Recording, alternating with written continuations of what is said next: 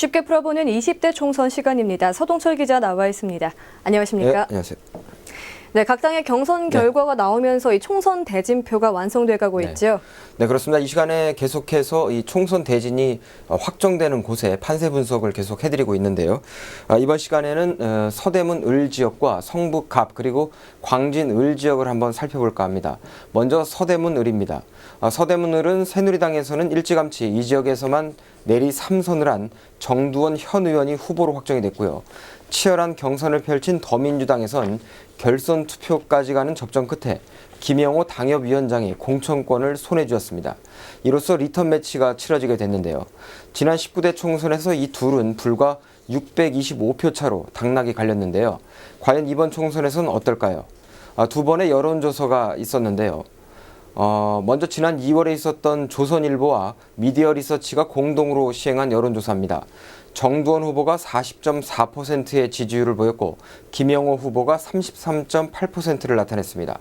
이 조사는 2월 28일부터 3월 1일까지 서대문 을에 거주하는 19세 이상 531명을 대상으로 진행이 됐고요. 표본 오차는 95% 신뢰 수준에 플러스 마이너스 4.3%포인트, 응답률은 8.3%였습니다. 그 이후에 진행된 RN서치 여론조사에서는 김영호 더민주당 후보가 43.9%, 정두원 새누리당 후보가 40.4%로 집계가 됐습니다. 앞 조사와는 달리 김 후보가 오차 범위 내지만 앞서는 결과가 나왔네요.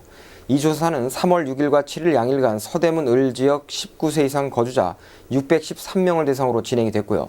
표본 오차는 95% 신뢰 수준에 플러스 마이너스 4%포인트, 응답률은 1.1%였습니다. 한 번은 정 후보가, 한 번은 김 후보가 앞선 결과를 보였네요. 결국 서대문 을은 지난 총선 결과를 보여주듯 민심이 요동치고 있다고 분석할 수 있겠는데요. 과연 최종 오는 승자는 누가 될지 지금으로선 섣불리 예단하기가 어려운 상황입니다. 네, 지난 선거 결과 625표 차. 이번 총선에서는 어떤 후보가 몇 표 차로 이길지 궁금합니다. 그렇습니다. 자, 다음 소개해 주실 공천 확정 접전지 어딘가요? 네, 성북 갑 지역과 광진 을 지역입니다. 이 두 곳은 공통점이 여럿 보이는데요. 우선 두 곳 모두 지난 19대 총선 1, 2위의 리턴 매치라는 점이고요.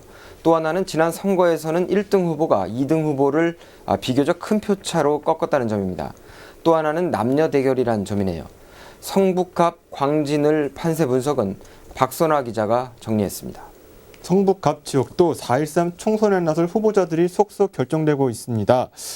먼저 더불어민주당 유승희 후보와 새누리당 정태근 후보의 대결인데요. 두 후보는 이미 지난 19대 총선에서 승부를 겨룬 적이 있습니다. 당시 민주통합당 유승희 후보가 51.26%의 득표율을 기록하면서 44.79%를 기록한 무소속 정태근 후보에게 낙승을 거두었습니다. 이번 20대 총선에선 정태근 후보가 새누리당 후보로 나서게 된 것이 19대 총선과 차이라면 차이일 텐데요. 유승희 후보는 수성을, 정태근 후보는 서력을 다짐하고 있습니다. 두 후보에 맞서 국민의당에선 도천수 후보가 최종 후보로 결정됐습니다.